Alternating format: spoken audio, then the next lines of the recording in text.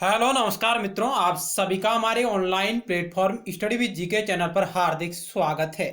तो मैं एक बार पुनः आपके समक्ष उपस्थित हूं और महत्वपूर्ण सवालों के साथ। तो आइए उन्हीं सवालों के बारे में चर्चा करते हैं जो हमारी 1000 एमसीक्यू प्रश्नोत्तर सीरीज चल रही है राजनीति विज्ञान विषय पर आधारित। उसी की श्रृंखला में आज मैं आपके समक्ष पार्ट नंबर 8 लेके हाजिर हूँ। इससे पहले हमने 7 पार्टों में 1000 एमसीक्यू सीरीज की जो प्रश्नोत्तरी सीरीज है उसमें कुछ सवालों के बारे में चर्चा कर चुके हैं और आज हम और कुछ सवालों के बारे में चर्चा करेंगे। तो आइए शुरुआत करते हैं बिना किसी देरी के। तो पहला सवाल आपकी स्क्रीन पर रहा ये। इससे पहले भी हमने लगभग 2000 एमसीक्यू के बारे में चर्चा कर चुके हैं पॉलिटिकल साइंस के, जिसे आप हमारे YouTube channel study with GK की प्लेलिस्ट पर विजिट कर सकते हैं, जहां आपको विभिन्न प्लेलिस्टों के माध्यम से प्रश्नोत्तरी सीरीज है अलग अलग टॉपिक पर आधारित मिल जाएगी। पहला सवाल क्या कह रहा है कि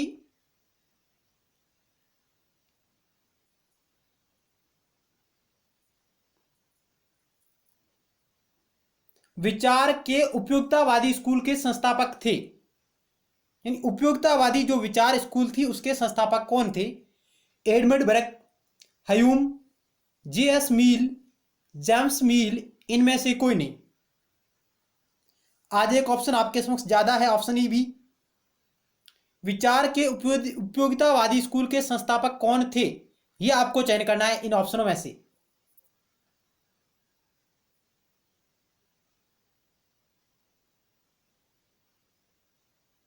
आप प्रत्येक पर्सन के उत्तर को गैस करिएगा ताकि आपका भी यह विश्वास बना रहे कि आपने अभी तक कितना कोर्स कवर किया और आपके कितने सवाल राइट हो रहे हैं। आपका एक मूल्यांकन हो जाए और ज्यादा से ज्यादा प्रैक्टिस करिएगा आप लोग, और प्रैक्टिस के माध्यम से आप प्रश्नों और उत्तर को और किसी भी टॉपिक को समझने की कोशिश करें ताकि उससे आपका बेहतर कोई माध्यम नहीं रहेगा। इस सवाल का ऑप्शन आपका डी राइट होगा, इनमें से कोई नहीं। उपयोगितावादी स्कूल के संस्थापक कौन थे मित्रों? तो जेरेमी बेंथम का आपने नाम सुना होगा। जेरेमी बेंथम, जेरेमी बेंथम मौर्य उपयोगितावादी स्कूल के संस्थापक माने जाते हैं। इन्होंने कहा कि अधिकतम व्यक्तियों का अधिकतम सुख, अधिकतम व्यक्तियों का अधिकतम सुख सुख इसी अवधारणा पर आधारित है ये उपयोगितावादी विचारधारा।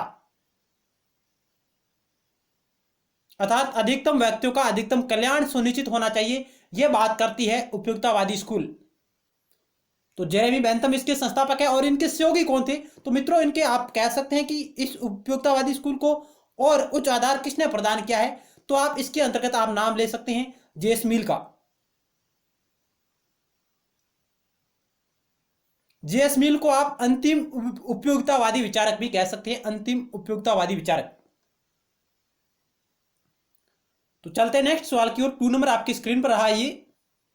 यदि मित्रों आपको हमारे द्वारा किया जा रहा प्रयास अच्छा लग रहा हो तो आप इसे लाइक जरूर करिएगा, क्योंकि हमें लाइक के माध्यम से ही हमारी जो विषय वस्तु है, हम जो आपके लिए प्रयास कर रहे हैं, क्या ये आपके लिए उपयोगी है या नहीं है, क्या आपके लिए गुणवत्तापूर्ण है या नहीं है, इसका आकलन हम लाइक और कमेंट बॉक्स के माध्यम से ही करते हैं। अन्यथा हमारे द्वारा किया गया प्रयास निरर्थक साबित होगा यदि आपके लिए महत्वपूर्ण नहीं है। तो यदि अच्छा लग रहा हो तो आप इसे लाइक करें और अपने दोस्तों के साथ भी शेयर करिएगा, जो भी आपके पास स्टडी रिलेटेड ग्रुप है, व्हाट्सएप, टेलीग्राम, फेसबुक इत्यादि। 2 नंबर सवाल क्या कह रहा है आपके समक्ष रहा ये। रूसों के राजनीतिक दर्शन के लिए सुसज्जित आधार है। रूसों के राजनीतिक दर्शन के लिए सुसज्जित आधार क्या है? राजनीतिक संप्रभुता, सीमित संप्रभुता, लोकप्रिय संप्रभुता, पूर्ण संप्रभुता, इनमें से कोई नहीं। क्या होगा 2 नंबर सवाल का राइट आंसर? है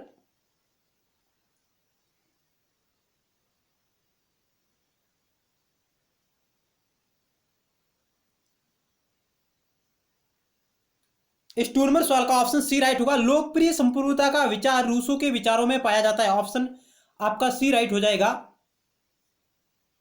जबकि सीमित संप्रभुता का विचार जोन लोक के विचारों में पाया जाता है, और पूर्ण संप्रभुता हॉब्स, जबकि विधिक संप्रभुता का विचार ऑस्टिन महोदय के विचारों में पाया जाता है, कानूनी संप्रभुता। तो इस सवाल का ऑप्शन आपका सी राइट होगा। लोकप्रिय संप्रभुता का विचार रूसो महोदय का है।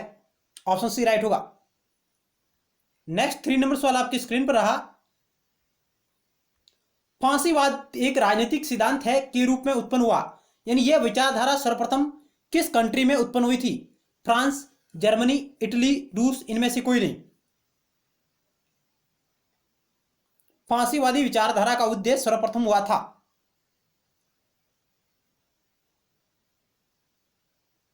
ऑप्शन सी राइट होगा, इटली में।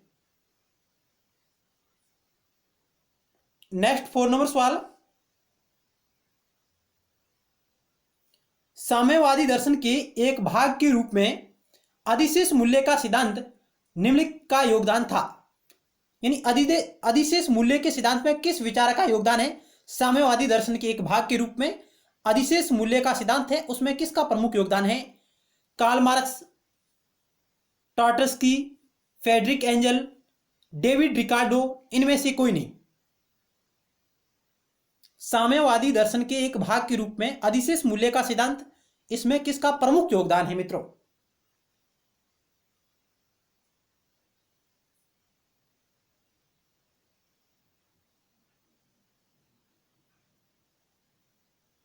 तो 4 नंबर सवाल का ऑप्शन आपका ए राइट होगा, कार्ल मार्क्स।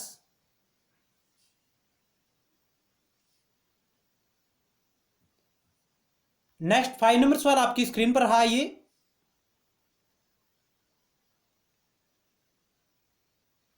पुस्तक लेविथोन का लेखक है कौन? इनमें से कौन सा विचारक है जिसके द्वारा लेविथोन की रचना की गई है पुस्तक की? Thomas Hobbes, John Locke, Rousseau, इनमें से कोई नहीं।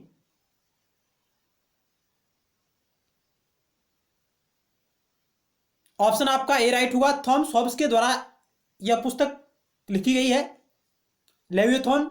इसका प्रकाशन 1651 ईस्वी में होता है मित्रों। 1651 ईस्वी में यह प्रसिद्ध रचना है थॉमस हॉब्स की, जिसने थॉमस हॉब्स के विचारों के माध्यम से ये लिखी गई, और थॉमस हॉब्स को इसी पुस्तक के माध्यम से इस दुनिया में प्रसिद्धि प्राप्त हुई है, लेविथोन।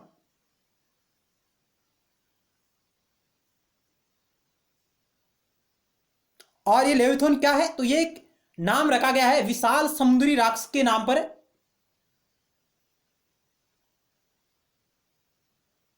और इसी लेविथोन पुस्तक में वो पूर्ण या निरंकुश जो संप्रभुता का विचार है वो प्रतिपादित करता है थॉमस हॉब्स।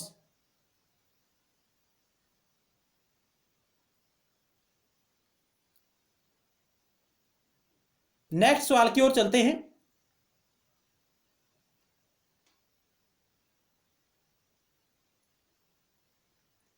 सिक्स नंबर, निम्नलिखित में से कौन राष्ट्रपति प्रणाली की एक विशेषता है?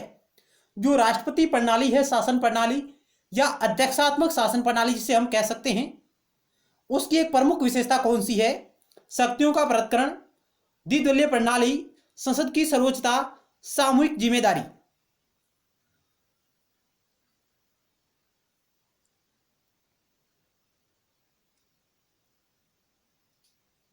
ऑप्शन आपका ए राइट होगा, शक्तियों का पृथक्करण। यह विशेषता है जो राष्ट्रपति शासन प्रणाली की प्रमुख रूप से उत्तरदायी विशेषता मानी जाती है, शक्तियों का पृथक्करण। जबकि द्विदलीय प्रणाली है, संसद की सर्वोच्चता है और सामूहिक जिम्मेदारी, ये संसदीय प्रक्रिया के अंतर्गत भी ये कुछ विशेषताएं हैं। संसदीय शासन व्यवस्था की भी ये विशेषताएं मानी जाती है, द्विदलीय प्रणाली, संसद की सर्वोच्चता और सामूहिक जिम्मेदारी। ऑप्शन ए राइट होगा। चलते हैं नेक्स्ट सवाल की ओर।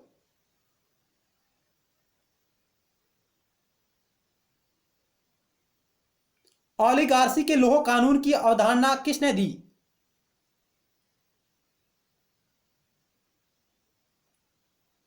ओलिगार्सी ऑफ आयरन लॉ की अवधारणा किसने प्रतिपादित की है? Wilfred Pareto, Robert Michels, Karl Dixon, Coleman. Wilfred Pareto है यहां, Robert Michels, Karl Dixon, Coleman. Oligarchy of iron law की अवधारणा किसने प्रतिपादित की है?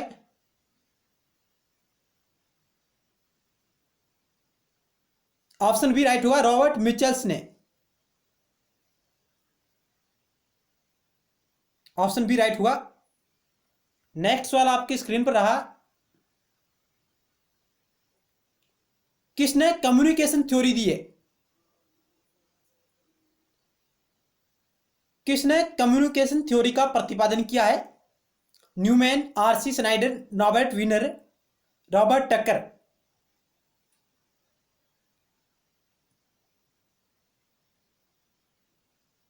ऑप्शन आपका सी राइट होगा, नॉर्बर्ट विनर के द्वारा प्रतिपादित है कम्युनिकेशन थ्योरी।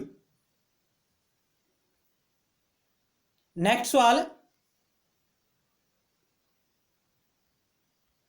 डेविड स्टर्न के अनुसार व्यवहारवाद का बौद्धिक आधार नहीं है। डेविड स्टर्न के अनुसार व्यवहारवाद का बौद्धिक आधार का तत्व नहीं है। नियमितता, पावर, सत्यापन, तकनीक। मित्रों, डेविड स्टर्न ने व्यवहारवाद की 8 बौद्धिक आधारशिलाएं बताई हैं, 8 विशेषताएं बताई है या 8 तत्व बताए हैं व्यवहारवाद के। डेविड स्टर्न ने व्यवहारवाद के बौद्धिक आधार बताए हैं 8, जिनमें कौन शामिल नहीं है? नियमितता, पावर, सत्यापन, तकनीक। ऑप्शन बी राइट होगा आपका।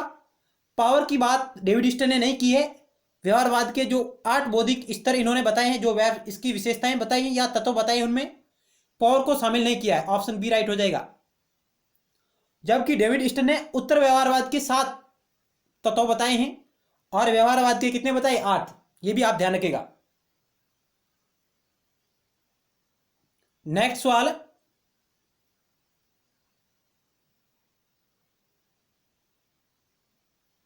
राजनीति विज्ञान के परंपरागत दृष्टिकोण की मुख्य विशेषता यह थी।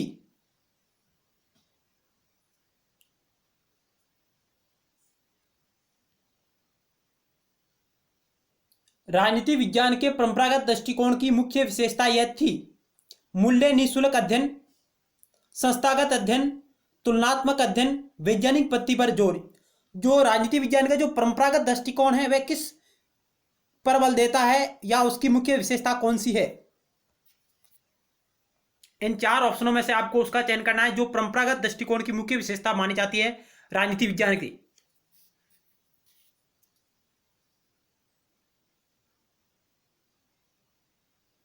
तो इस सवाल का ऑप्शन आपका बी राइट हो जाएगा, संस्थागत अध्ययन।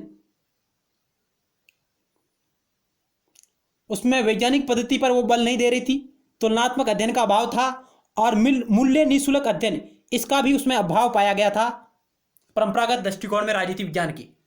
वह केवल संस्थागत अध्ययन पर बल दे रही थी। ऑप्शन बी राइट होगा।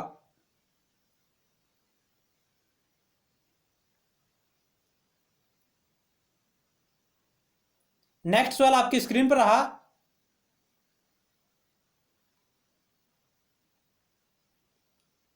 राजनीति का व्याकरण पुस्तक के लेखक कौन है?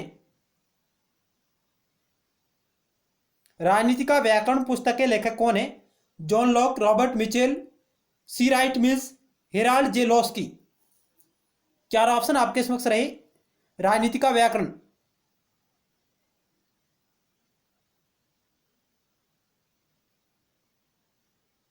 ए grammar of politics. Option D right होगा। हेराल्ड जे लॉस्की की यह पुस्तक है राजनीति का व्याकरण। ऑप्शन डी राइट होगा।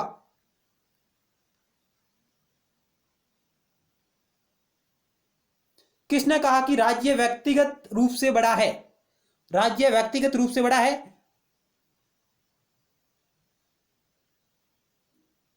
या राज्य व्यक्ति का वर्थ रूप है? राज्य व्यक्ति का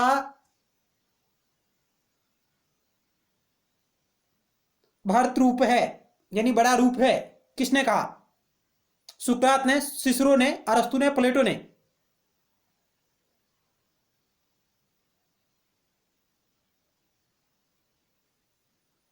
क्या होगा 12 नंबर सवाल का राइट आंसर? राज्य व्यक्तिगत से रूप से बड़ा है। ऑप्शन डी राइट होगा। प्लेटो महोदय कहते हैं, प्लेटो ने राज्य को व्यक्ति से बड़ा माना है। राज्य व्यक्ति का बड़ा रूप है, यह बात प्लेटो महोदय कहते हैं। जबकि अरस्तु क्या कहता है? अरस्तु कहते हैं कि राज्य व्यक्ति का पूर्वगामी है। राज्य व्यक्ति का पूर्वगामी है, यह बात अरस्तु कहते हैं। जबकि हीगल क्या कहते हैं? हीगल कहते हैं कि राज्य पृथ्वी पर ईश्वर का अवतार है। हीगल महोदय कहते हैं कि राज्य है जो पृथ्वी पर किसका अवतार है? ईश्वर रूपी अवतार है। ऑप्शन डी राइट होगा इसका। नेक्स्ट 13 नंबर सवाल आपकी स्क्रीन पर रहा। लिबर्टी के जॉन एस मिल का विचार है, यानी लिबर्टी पर जेएस मिल का विचार है। विचार था सकारात्मक, नकारात्मक, दोनों नकारात्मक और सकारात्मक, न तो नकारात्मक और न ही सकारात्मक। अब आप इस क्वेश्चन का राइट आंसर चुने कि लिबर्टी या स्वतंत्रता पर जेएस मिल के जो विचार थे, क्या वो सकारात्मक थे, क्या नकारात्मक थे, क्या दोनों थे, नकारात्मक और सकारात्मक, क्या न तो नकारात्मक था न ही सकारात्मक था, यानी उन्होंने कोई विचार दिया ही नहीं स्वतंत्रता पर, लिबर्टी पर।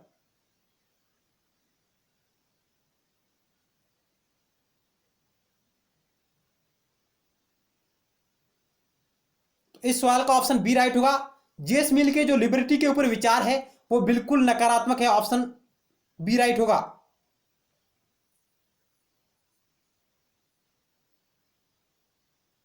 नेक्स्ट सवाल आपकी स्क्रीन पर रहा 14 नंबर। यह विचार है कि राज्य अड़चनों को रोकने के लिए है। राज्य अड़चनों को रोकने के लिए है। यह विचार किसने प्रतिपादित किया था अपने विचारों में? टीएस ग्रीन, जेएस मिल, कार्ल मार्क्स, हीगल।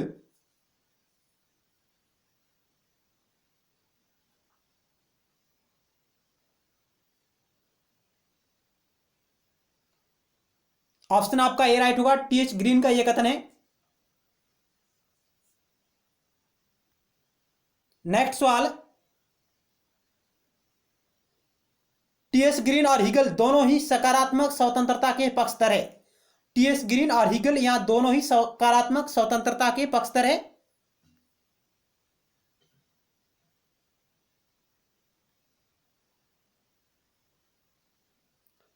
किसने कहा कि परिवार एकमात्र प्राकृतिक समाज है? परिवार को एकमात्र प्राकृतिक समाज किसने माना है? अरस्तु, बॉसनवेट, टीएच ग्रीन, रूसो।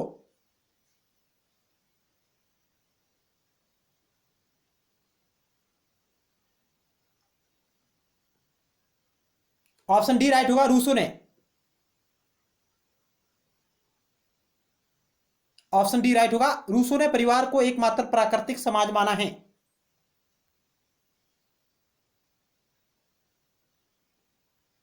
आदर्शवाद से संबंधित नहीं है। इनमें से कौन सा विचारक आदर्शवाद से संबंधित नहीं है?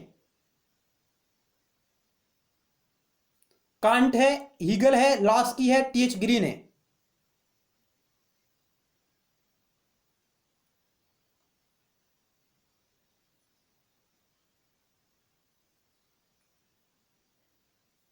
ऑप्शन सी राइट होगा, लॉस्की। हेराल्ड लॉस्की जो आदर्शवाद से संबंधित विद्वान नहीं है, जबकि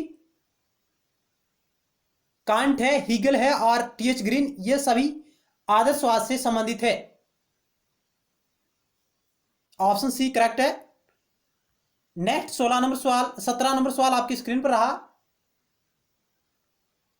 किसने नागरिक समाज की अवधारणा में आधिपत्य का परिचय दिया? आधिपत्य या जो प्रधान्य की जो अवधारणा है वह किसके द्वारा प्रतिपादित है? Herbert Marquess,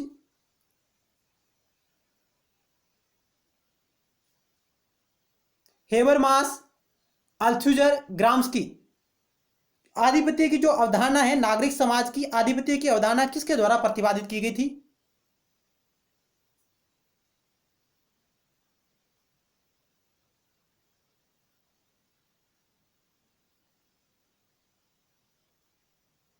option D right होगा, एंटोनियो ग्राम्सी के द्वारा यह अवधारणा प्रतिपादित की गई। एंटोनियो ग्राम्सी कहां का रहने वाला था? इटली का था। और प्रिजन नोटबुक इनकी पुस्तक है जो इनकी मृत्यु के बाद प्रकाशित होती है।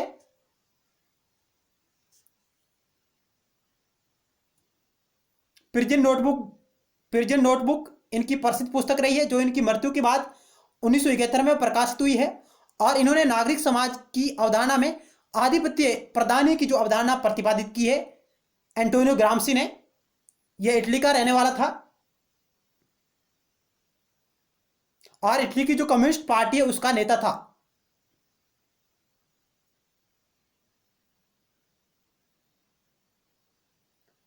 नेक्स्ट सवाल की ओर चर्चा करते हैं। 18 नंबर, किसने लोकतंत्र को बहुमत का अत्याचार बताया? किसने लोकतंत्र को बहुमत का अत्याचार बताया?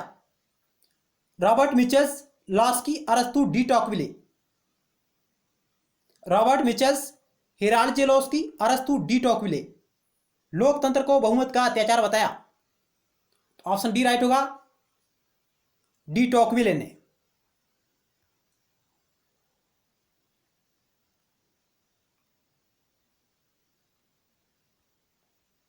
किस फिलोसोफर ने तय किया कि आदर्श राज्य के लिए 5040 की आबादी होनी चाहिए, यानी जनसंख्या होनी चाहिए 5040? अरस्तु, प्लेटो, सुकरात, पोलिबियस।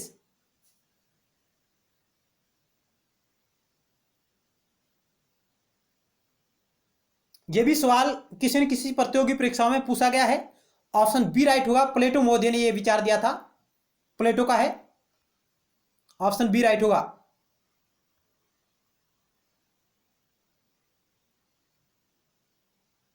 नेक्स्ट, थीसिस इतिहास का अंत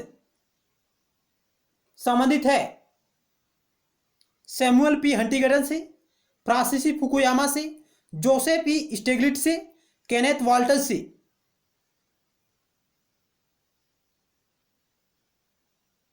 एंड ऑफ हिस्ट्री जो थीसिस है किसके द्वारा प्रतिपादित की गई थी? इतिहास का अंत, यह विचारधारा किसकी है? ऑप्शन आपके समक्ष रहे।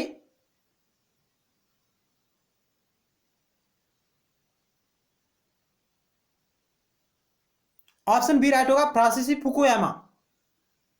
इनका विचार है, ये इन्होंने विचार इसलिए प्रतिपादित किया था जब सोवियत संघ का विघटन हो गया था और अमेरिका एक ध्रुवीय विश्व के रूप में खड़ा हुआ, उस वक्त इनका ये एक विचार आता है, इतिहास का अंत। यह विचार इनके द्वारा प्रतिपादित किया था फ्रांसीसी फुकुयामा के द्वारा। जबकि केनेथ वॉल्टेज है जो ये नव यथार्थवादी विचारक है, नव यथार्थवादी विचारक है केनेथ वॉल्टेज।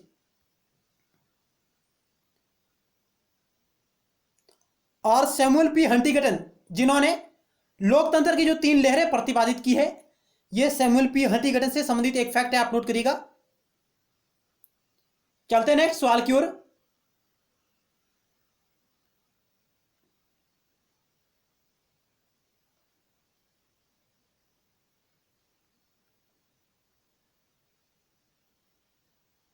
नेक्स्ट सवाल 21 नंबर आपकी स्क्रीन पर रहा और आज की वीडियो सीरीज का अंतिम सवाल है ये। इनमें से कौन सा नाम कन्फ्यूशियस को संदर्भित करने के लिए इस्तेमाल किए जाने वाले नामों में से एक नहीं है? नहीं है, वो आपको चयन करना है। कन्फ्यूशियस चीन का एक महान दार्शनिक, अध्येता, विद्वान, नेता, शिक्षक, जिनके बारे में यहां बात हो रही है और उनका एक नाम नहीं है इनमें से।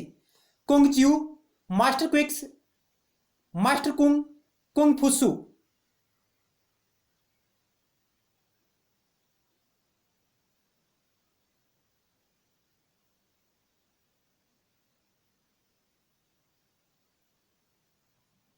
कन्फ्यूशियस के चीन के अंतर्गत आदर्शवाद और नैतिकता के ऊपर इनके प्रमुख विचार आधारित थे और बुद्धिमान शासक के ऊपर भी इनके महत्वपूर्ण विचार रहे हैं और आदर्श राज्य के ऊपर भी इनके महत्वपूर्ण विचार रहे हैं कन्फ्यूशियस के। ऑप्शन आपका बी राइट होगा, मास्टर क्विक्स है जो, ये इनका नाम नहीं है, उनमें ये शामिल नहीं, ऑप्शन बी राइट होगा। और इन्होंने एक यांग और यिंग की अवधारणा भी प्रतिपादित की है।